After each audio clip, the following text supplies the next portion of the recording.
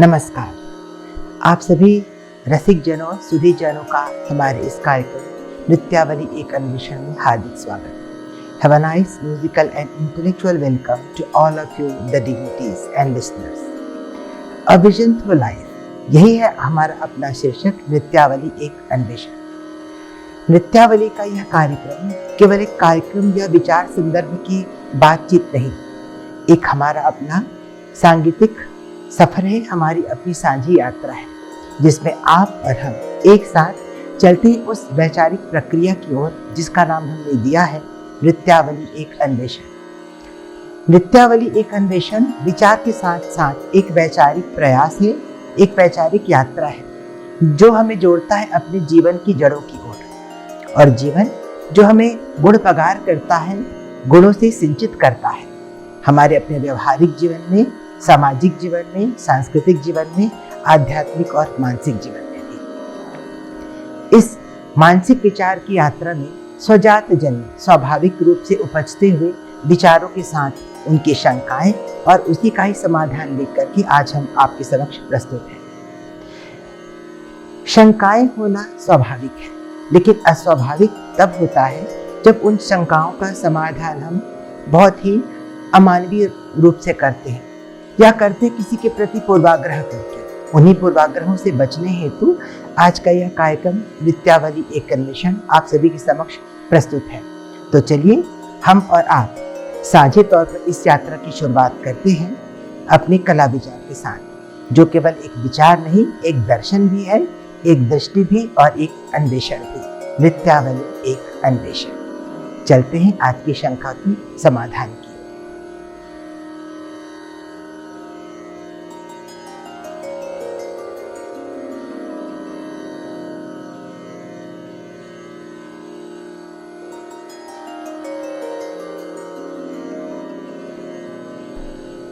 हमारी अपनी पहली शंका है, हमें नृत्य सीखना है, क्या करें? We have to learn dance. What am I to do? सबसे पहले तो हम ये जानें कि अगर आपको नृत्य विधा में रुचि है तो समझे नृत्य क्या है, कितने प्रकार के नृत्य हैं, कितने प्रकार की शैलियां हैं और हम नृत्य सीखना क्यों चाहते हैं।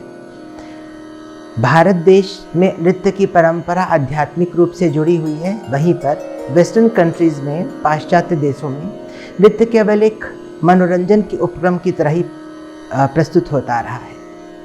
अगर हम अपने भारत दर्शन की बात करें तो नृत्य केवल एक शारीरिक व्यायाम की तरीके से नहीं, या किसी लयबद्ध या तालबद्ध होकर के शारीरिक संरचना को या गतिमान शारीरिक संरचना को प्रस्तुत करना नहीं, अपितु एक आध्यात्मिक चिंतन की ओर बढ़ने का साधन है जिसे हम पूरी तरीके से भक्ति के रूप में जोड़ते हैं।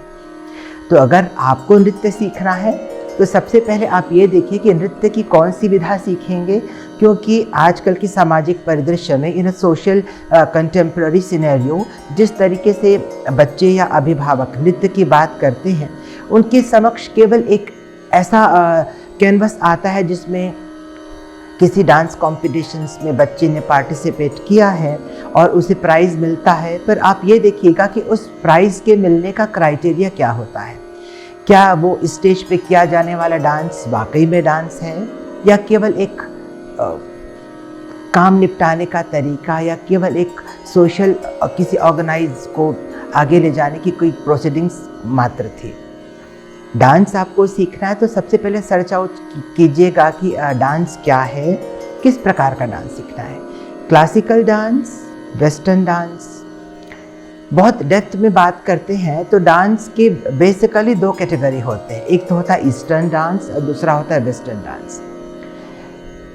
अर्थ ग्लोब को अगर हम दो पोल में बांटते हैं, साउथ पोल और नॉर्थ पोल, तो उसके ईस्ट और वेस्ट के डायरेक्शन के हिसाब से ही हमारी पूरे ग्लोब में दो तरीके के ही म्यूज़िक की अपनी शैलियाँ रही हैं, ईस्टर्न और वेस्टर्न। ईस्टर्न साइड में हम इंडिया, चाइनीज़, जापानीज़, बर्मा के लोग, Malaysia, Thailand, the middle east one, ये सब आते हैं। और वेस्टर्न कंट्रीज़ में ऑस्ट्रेलिया, यूरोप एंड अमेरिका के सारे देश।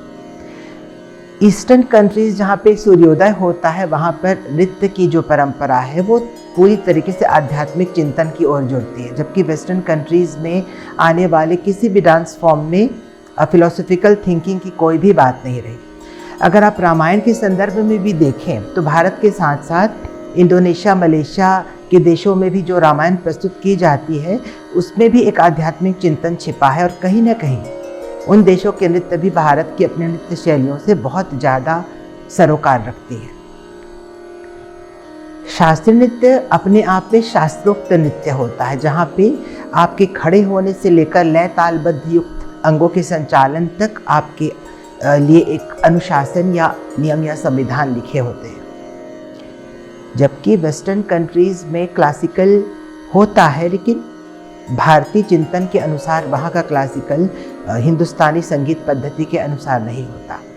हिंदुस्तान में ही बात करें भारतीय शास्त्रीय परंपरा में संगीत में, तो भी यहाँ पे दो परंपराएं होती हैं। एक तो होती है मार्गी परंपरा और दूसरी होती देशी परंपरा। मार्गी परंपरा वह परंपरा है जिसमें किसी भी संगीत विधा, चाहे वो नृत्य हो, चाहे वादन, चाहे गायन, उसको सीखने की विधा में संविधान है, निश्चित करने वाले कुछ नियम हैं। परंपरागत शिक्षा प्रणाली के अंतर्गत जिसका मार्ग निश्चित होता है वह मार्गी नृत्य, या जिसको कहते हैं शास्त्रीय नृत्य या व्याकरण प्रधान नृत्य। दूसरा जो संगीत और नृत्य है वह है लोक नृत्य, जो सहज तौर पे आपकी अपने सराउंडिंग में एग्जिस्ट करता है, सहज व्याप्ति जिसकी होती है लोक में, वह है लोक नृत्य, या जिसे हम देशी नृत्य भी कहते हैं। शास्त्रीय नृत्य किसी भी एक विशेष राज्य से संबंधित नहीं, लेकिन लोक नृत्य का अपना एक विशेष संबंध उस क्षेत्र में रहने वाले, उस कॉन्टेक्स्ट में रहने वाले लोगों की लोक परंपरा या देशज परंपरा से होता है। शास्त्रीय नृत्य की परंपरा में अगर हम वैशिष्ट लेकर बात करें, in the case of particular classical music field, dance में, नृत्य में, तो यहाँ पे हमारी अपनी अलग अलग शैलियाँ होती हैं, अलग अलग प्रकार होते हैं, उनके अपने अलग उद्भव और विकास की भी अपनी परंपराएं रही हैं आदिकाल से लेकर वर्तमान तक। और इस दिशा में भी उन परंपराओं से जुड़ता हुआ शास्त्रीय नृत्य आज के युग में, समसामयिक काल में बहुत कुछ परिवर्तित भी हुआ है।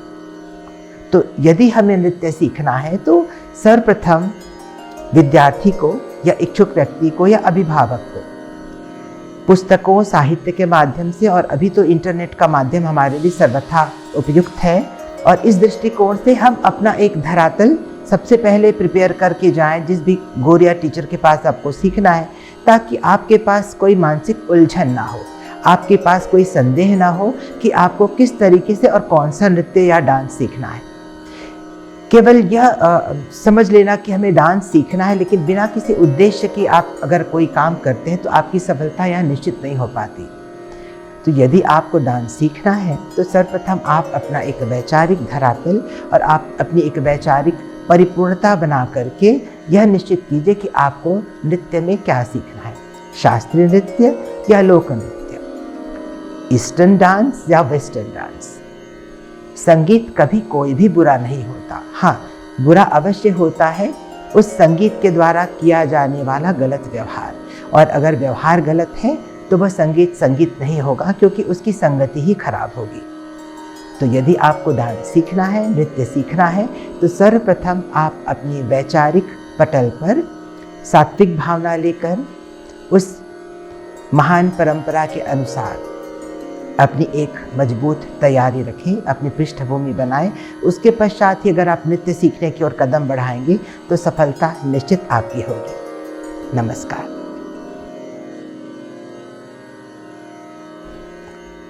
यह था इस प्रश्न का समाधान। आशा है आप अपनी शंका के समाधान से संतुष्ट होंगे। संतुष्टि केवल समाधान से नहीं होनी चाहिए, समाधान के साथ साथ हमारी अपनी वैचारिक प्रक्रिया का क्रम निरंतर जारी होना चाहिए, क्योंकि जब तक हम विचार नहीं करेंगे तब तक शंकाएं नहीं होंगी, और जब तक शंकाएं नहीं होंगी उनकी समाधान की निश्चिति भी नहीं हो पाएगी। तो आइए हमारे साथ बने रहिएगा, क्योंकि यह कार्यक्रम नृत्यावली एक अन्वेषण, एक वैचारिक प्रयास है, एक साझा सफर है, एक सांगीतिक यात्रा है आपकी और हमारी, जो निश्चित करती एक दिशा दशा हमारे अपने भारतीय शास्त्रीय नृत्य संगीत की परंपरा का। नमस्कार।